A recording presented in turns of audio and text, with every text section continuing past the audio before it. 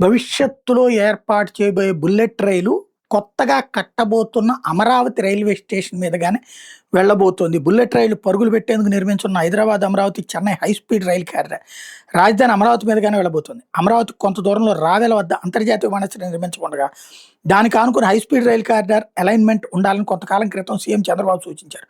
మేరకు final location survey DPR తయారీకి national high speed rail corporation సిద్ధమైంది. అయితే విమానాశ్రయానికి ఆనుకుని అలైన్మెంట్ ఖరారు చేస్తే ఆ కారిడార్ రాజధాని నగరానికి విజయవాడకు దూరం అయిపోతుంది. విమానాశ్రయం సమీప నుంచి గుంటూరు వైపు వెళ్లాల్సి ఉంటుందని గుర్తించారు. దీంతో రాజధాని నగరానికి తొలి ప్రాధాన్యం ఇవ్వాలనే ఉద్దేశంతో మొదట నిర్దేశించినట్టు అమరావతి మీదుగానే కారిడార్ వెళ్లేలా ఫైనల్ లొకేషన్ సర్వే డిపిఆర్ రూపొందించాలని రాష్ట్ర ప్రభుత్వం తాజాగా సూచించింది.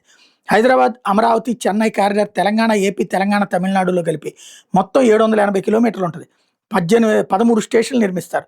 తెలంగాణలో 180 కిలోమీటర్లు కాగా Hyderabad, Shamshabad, Bharat city, dry port, Haliya, Vadavalli వద్ద స్టేషన్లు నిర్మిస్తారు.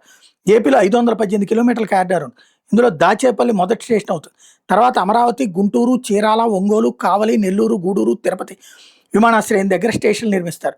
తమిళనాడులో 61.23 కిలోమీటర్ల మేర కారిడార్ నిర్మించనుండగా అందులో Tiruvallur, Chennai outer ring road, Minjur, Chennai central స్టేషన్లు ఉంటాయి.